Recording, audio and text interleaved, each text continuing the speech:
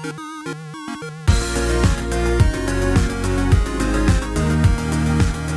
everyone, welcome back to another Anime Kingdom Bro reviews. See by title below, yes, this is on episode 7 of Rewrite Season 2, and damn!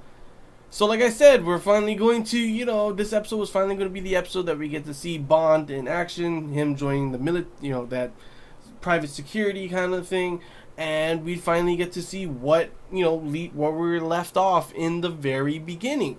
And this episode did not disappoint at all. Actually, it was, it was quite the feelsy episode, man. Like, literally, I did not expect this much feels. Like, I expected it to go pretty bad. I expected a tragedy somewhere along the way to happen, obviously, because that was the whole point. He left. Isako's like, go, see some tragedy or something like that.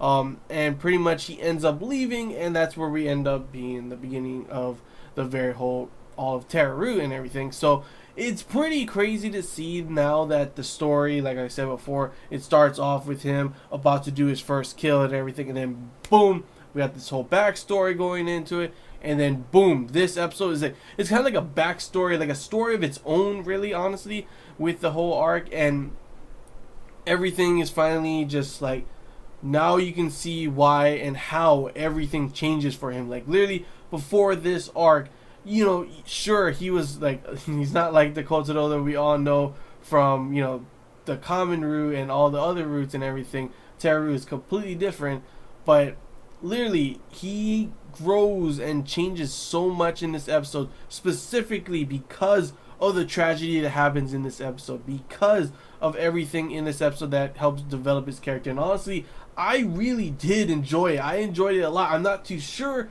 how, in terms of adaptation, how well it was done, if there was any like key parts missing, or if there was anything that was, there was one thing I did see. I tend to try and avoid, just in case there's spoilers when I'm looking at the forum, but someone said that the whole suicide attempt was actually not in the visual novel. If that is true, feel free to comment below. If it's true or not, feel free to comment below and clarify. Did he was there no suicide attempt? Was that just for the anime, just to kind of like show more emotion, more of an effect of what the first kill really did for him, and of course what like Yasmin and how important she is to him later on as well, kind of thing. Because pretty much in this episode, obviously the beginning, he has his first kill. It's really affecting him. We get to see Lewis. He's an awesome guy. Like, that's a true bro right there. Lewis is a true bro, and honestly, I should have saw it coming. For some reason, I didn't expect that really to happen until the moment came. I was like, oh my gosh. I thought the tragedy was going to be them killing the kids. I literally thought that's how it was going to be. I did not think that Lewis was going to end up dying, and that's pretty much what ends up happening. And the kids, well, some of them actually are the only ones who end up surviving, So it's pretty damn crazy to see how some assumptions that I had at the beginning of this episode completely changed going towards the end. But yeah, pretty much this episode, the beginning part, like I said, the kill, his first kill, of course, the effects of it on him. This episode did a great showing of how Guardian does some, their tactics and the way they do such certain things, and why you see that Kotaro slowly start to say, like, kind of just wants to back out of Guardian. And actually, at first, I thought he was going to, but he actually ends up going back. Has this little moment where he's like a sole operator and everything, and starts, having more freedom to do things his way. So he ends up saving not only superhumans, but also the summoners, all these kids and everything. And that's how he brings them to that one house with Yasmin and everyone. And pretty much right there, pretty much gives them money for them to survive. And that's what happens. And another thing is that I did see, was that someone said in the forums that Mito, I actually completely forgot that Mito is actually the crazy dude in the the first season, the one that was pretty much, he was a summoner, and he was like, he's the one who summoned the T-Rex thing and had that, there was gonna be a huge fight, confrontation between him and Kotaro and everything. I had no idea at first, and I was like, oh my gosh, that is him. In that whole story, he talked about his backstory before in the first season. That's where it came from. This is everything happening here. It's just obviously things were different now because Kotaro is actually here instead of not being there because of, what happened obviously with him getting hurt and everything. This time it doesn't happen, thus he goes there, thus he saves Mito, so I'm guessing Mito doesn't end up becoming a crazy maniac hell-bent on killing everyone and gaining power kind of thing, you know? Instead, he stays with Yasmin and the rest of the kids there, and literally, I swear, like, I'm not gonna lie, I am literally not gonna lie, I teared up for a good amount of this episode. Like, you really could feel the, like, just the emotions coming out, like, oh my gosh, you knew it was gonna happen, you knew something bad was gonna happen, I knew something bad was gonna happen. Even, you know, you don't have to be a visual novel reader to know something bad's gonna happen because of the whole reason he was sent here, why he left and ran away to there. You know something bad's gonna happen that's gonna push his character forward. And even though I knew it was gonna happen, it did not stop me from feeling the way I did. Like, literally, I teared up. Oh my gosh, like the whole thing. You see all these nice happy moments with them and the kids. You know for a fact something bad's gonna happen to the kids. And thus, when the, you know, their mission started and none of the kids were in the classroom before they left, I was like, yeah, something's up with the kids. Something is up with those kids. And then when they, you know, enter that compound, by the way, when they entered the compound, blew up the door, why the hell did no one really notice they were there yet? Because, like, there was, like, the monsters on the side, the wolf ones were just, like, sitting down over there, like, not like, you think if explosion happened, everyone, including those, you know, wolf monsters, would have went rushing towards that direction. Instead, it seemed like no one really knew. And then, of course, you know, we get to see Lewis with his cool javelin skills and kill some of those wolves, also kill helicopters and stuff. That dude was pretty badass. I still don't really get why he couldn't, you know, be on the run and throw his javelins and be able to escape as well. But it was more of the emotional thing that needed to be for, I guess, if he stayed there, if he was still alive, then it wouldn't have changed Kotaro as much as it did with his death, obviously. So I guess they just had to kill him. He had to die, and that's what ends up happening. They get, of course, before that happens, they get attacked by a monster. And right when that monster stops in front of him and does not kill him, I knew for a fact it's the kids. It is the damn kids. They are the ones that are summoning them. Is it against their will, or are they doing it for their own, you know, wanting to do it? I'm not too sure, but obviously it comes out. They go into the room. Right when they go into the room, I'm like, oh my gosh, they're going to shoot him. They're going to accidentally shoot him or something. And yes, that's what happens. Lewis ends up shooting a couple of them. Remembers, like, I guess he had a moment. He talks about it later on too, before he ends up pretty much, you know, saving everyone by getting killed, killing the helicopters. But he once punched his friend, and his friend ended up dying, and that's why he ends up coming here and everything.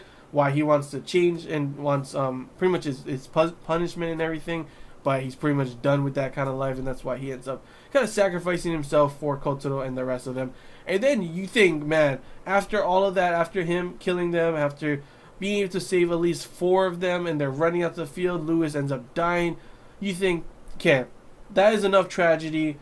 Kotaro and the kids can get out. And then it looks for a moment, I'm not even gonna lie, I was gonna be like, damn, they're gonna go all out and just destroy Kotaro, aren't they? With all of a sudden, you know, Yasmin falling on the ground, bleeding, Mido,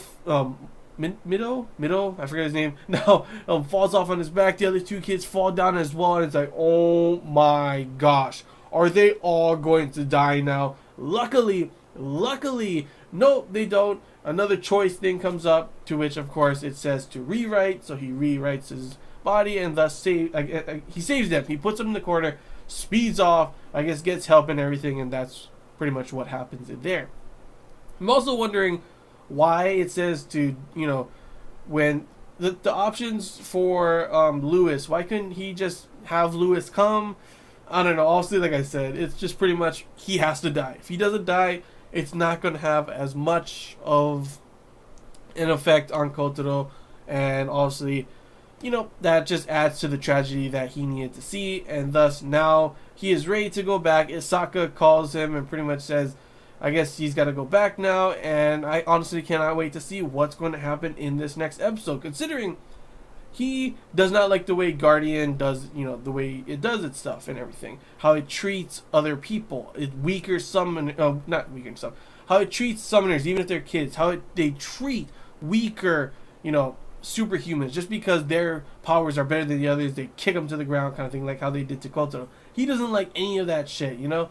So obviously, I expected him to leave. He ends up not leaving, like I said before. He ends up joining as becoming a sole operator and everything. But now it looks to be that he'll probably go back. Maybe Asaka will change his mind, or maybe we will actually get to see him join Gaia, just like we see in the opening. Whether it's because he doesn't agree with, you know, how Guardian does things, or if it's because maybe he has to go undercover, or maybe here I'm just throwing something out again. Yasmin and Mindo and all of them were, you know, the way it's supposed to be is Mindo ends up joining Gaia. So maybe somehow, I'm not too sure, when he ends up leaving, Gaia finds them, takes them, and starts to use them, and that's why he goes to save them. I'm not too sure. There's many possibilities on what's going to happen in, you know, the next episode. Don't spoil anything for me, guys. Please, obviously. I know some people do like to throw in spoilers here and there. If you do, at least put the spoiler tag and make it so it's like read more. So I have to click read more. And maybe, you know, you can have fun, talk to other people who already read the visual novel and everything. I did not. And there are other people who watch this, are obviously only anime watchers only, so no spoilers at least. But yeah, as always, guys, that's pretty much all I gotta say. So I want to know, visual novel readers, how did you feel about this episode? How did you feel it was adapted from the... Sorry, I need some water first, guys. Just a little something in my throat. But yeah, how did you guys feel about this episode? Was it adapted really well? Was there any key things missing without spoiling? Or was it adapted, you know, perfectly? Like, I've been seeing that lately every single episode has been adapted by putting in every single important thing. Sure, there's like small little bitty parts that aren't really important. They're pretty interesting or funny or something like that. But that's okay. I want to know if it was at least adapted well enough to get its point aside. For me, at least, that's what I feel it did. I understood why this whole episode happened, why all this needed to happen for Kotaro and everything. And yeah, that's pretty much how I feel. Anime watchers only. Do you agree with me? Do you disagree with me? How did you feel about this episode overall? Feel free to comment below that as well. And as always, yeah, if there's any questions, whether it's about something happened in this episode, whether it's an opinion you want to know from me, feel free to comment below as well. And if you did enjoy it, don't forget to like. If you haven't already, feel free to subscribe for more content. And yeah, it's really all I gotta say, guys. I am really, really, really excited for the next episode. I think there's like water on my nose. I'm really excited for the next episode. Like, really excited to see what's going to be happening next. And literally every episode so far has just been awesome. So I'm expecting a lot more awesome to be, you know, to come. Especially considering we're now going to be back in his hometown with him being a total badass now. Like, you know, we've been wanting him to be a badass. I've been waiting for the moment he becomes a badass, and the cost obviously was a lot of feels for me and for you, maybe even visual novel readers. I'm not too sure if you guys, maybe you already seen it. I don't know if it still has the same effect, but yeah, it definitely I definitely went on the feels train for this episode for sure. But yeah, that's all I really got to say, guys. So yeah, till next time, guys. See ya.